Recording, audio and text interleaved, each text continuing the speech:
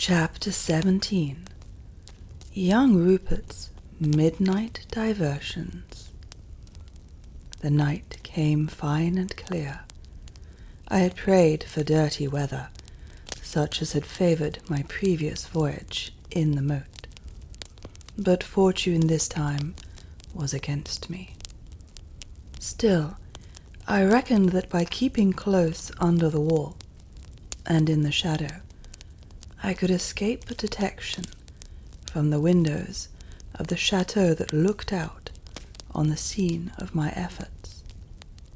If they searched the moat, indeed, my scheme must fail, but I did not think they would. They had made Jacob's ladder secure against attack. Johann had himself helped to fix it closely to the masonry on the underside, so that it could not now be moved from below any more than from above. An assault with explosives or a long battering with picks alone could displace it, and the noise involved in either of these operations put them out of the question. What harm, then, could a man do in the moat? I trusted that Black Michael, putting this query to himself, would answer confidently, none. While even if Johann meant treachery, he did not know my scheme, and would doubtless expect to see me, at the head of my friends, before the front entrance to the chateau. There, I said to Sapt, was the real danger, and there, I added, you shall be. Doesn't that content you? But it did not. Dearly would he have liked to come with me, had I not utterly refused to take him. One man might escape notice. To double the party more than doubled the risk. And when he ventured to hint once again that my life was too valuable, I, knowing the secret, thought he clung to, sternly bade him be silent, assuring him that unless the king lived through the night, I would not live through it either. At 12 o'clock, Sapt's command left the chateau of Tarlenheim and struck off to the right, riding by unfrequented roads and avoiding the town of Zenda.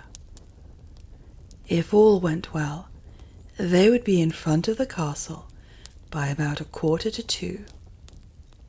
Leaving their horses half a mile off, they were to steal up to the entrance and hold themselves in readiness for the opening of the door.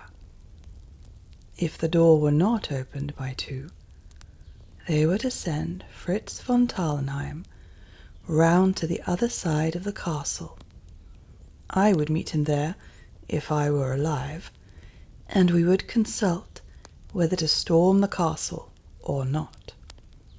If I were not there, they were to return with all speed to Tarlenheim, rouse the marshal, and march in force to Zenda. For if not there, I should be dead, and I knew that the king would not be alive 5 minutes after I ceased to breathe. I must now leave Sapt and his friends, and relate how I myself proceeded on this eventful night. I went out on the good horse which had carried me, on the night of the coronation, back from the hunting lodge to Strelsau. I carried a revolver in the saddle and my sword. I was covered with a large cloak, and under this I wore a warm, tight-fitting woolen jersey, a pair of knickerbockers, thick stockings, and light canvas shoes. I had rubbed myself thoroughly with oil, and I carried a large flask of whiskey. The night was warm, but I might probably be immersed a long while, and it was necessary to take every precaution against cold. for cold not only saps a man's courage if he has to die, but impairs his energy if others have to die, and finally gives him rheumatics if it be God's will that he lives. Also I tied round my body a length of thin but stout cord, and I did not forget my ladder. I, starting after Sapt, took a shorter route, skirting the town to the left, and found myself in the outskirts of the forest at about 12:30. I tied my horse up in a thick clump of trees, leaving the revolver in its pocket in the saddle. It would be of no use to me, and ladder in hand made my way to the edge of the moat.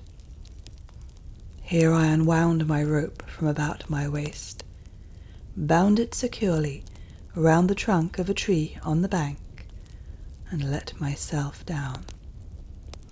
The castle clock struck 1:15 as I felt the water under me and began to swim round the keep, pushing the ladder before me and hugging the castle wall. Thus voyaging, I came to my old friend Jacob's ladder and felt the ledge of the masonry under me. I crouched down in the shadow of the great pipe. I tried to stir it, but it was quite immovable, and waited. I remember that my predominant feeling was neither anxiety for the king, nor longing for Flavia, but an intense desire to smoke, and this craving, of course, I could not gratify. The drawbridge was still in its place. I saw its airy, slight framework above me, some 10 yards to my right, as I crouched with my back against the wall of the king's cell. I made out a window 2 yards by side of it, and nearly on the same level. That, if Johann spoke true, must belong to the Duke's apartments, and on the other side, in about the same relative position, must be Madame de Maubant's window. I prayed that she might not forget that she was to be the victim of a brutal attempt at 2 o'clock precisely.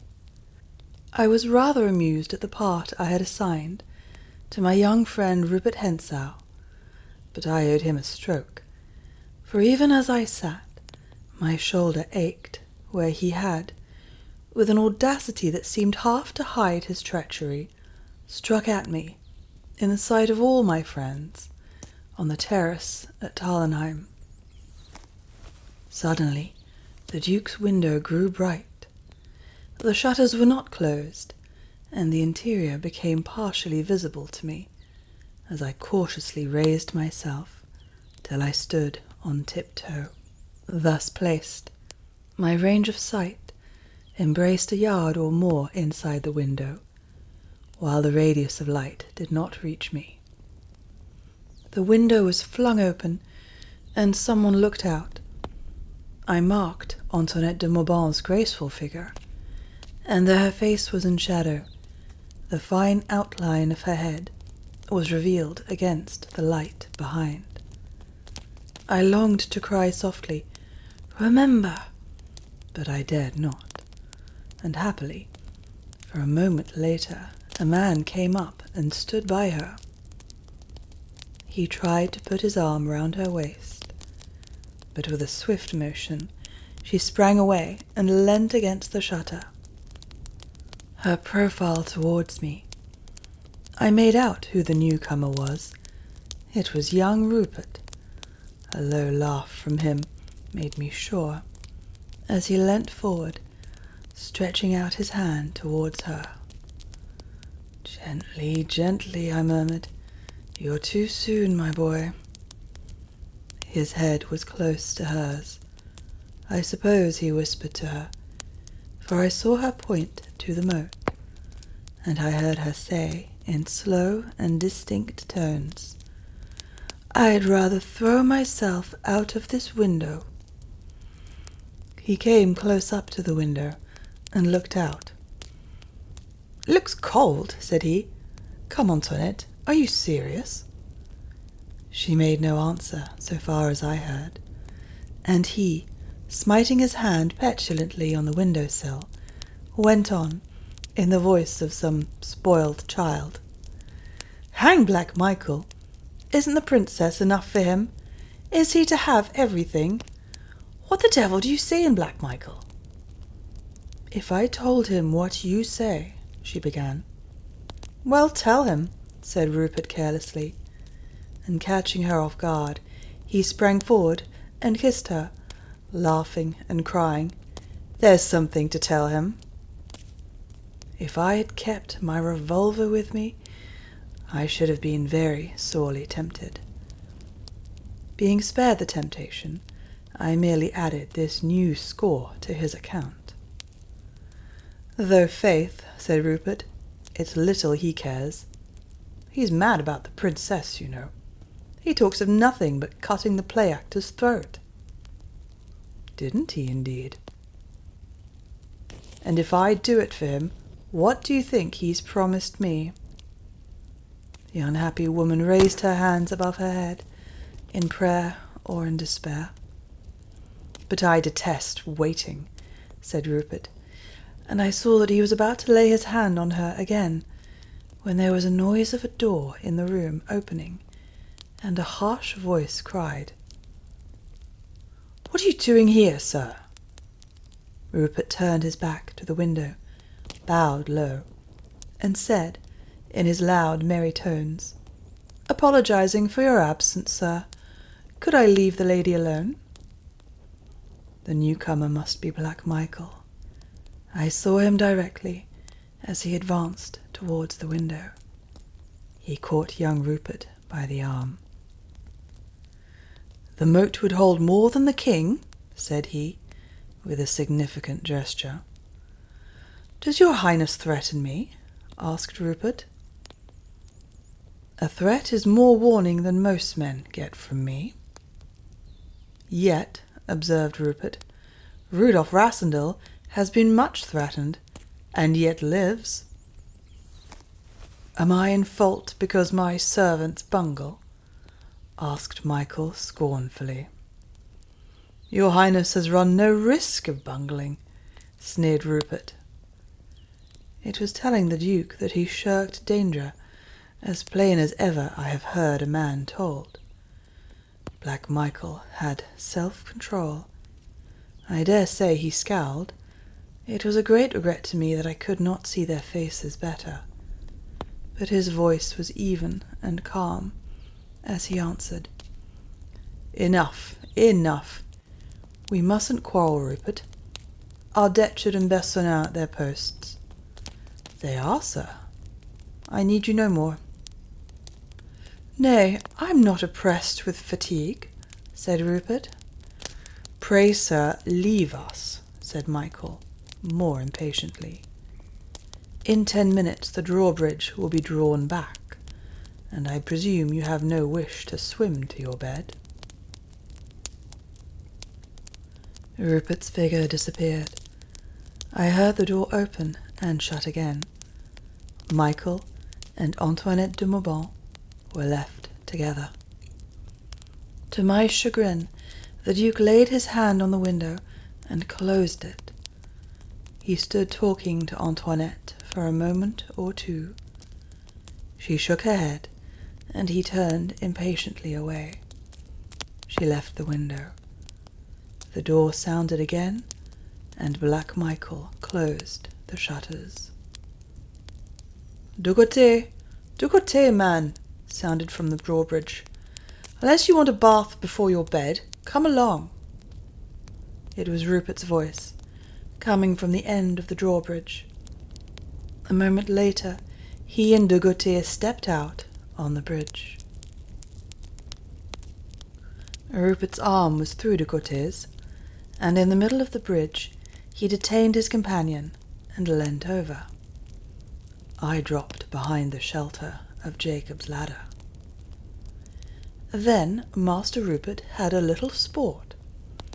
He took from de Gautier a bottle which he carried, and put it to his lips. Hardly a drop, he cried discontentedly, and flung it in the moat. It fell, as I judged from the sound and the circles on the water, within a yard of the pipe, and Rupert, taking out his revolver, began to shoot at it. The first 2 shots missed the bottle, but hit the pipe. The third shattered the bottle. I hoped that the young ruffian would be content, but he emptied the other barrels at the pipe, and one, skimming over the pipe, whistled through my hair as I crouched on the other side. "Wearbridge!" a voice cried, to my relief. Rupert and de Gautier cried, "A moment!" and ran across. The bridge was drawn back, and all became still. The clock struck 1:15.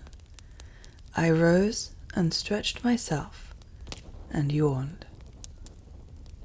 I think some 10 minutes had passed when I heard a slight noise to my right. I peered over the pipe and saw a dark figure standing in the gateway that led to the bridge. It was a man. By the careless, graceful poise, I guessed it to be Rupert again. He held a sword in his hand, and he stood motionless for a minute or 2. Wild thoughts ran through me. On what mischief was the young fiend bent now? Then he laughed low to himself.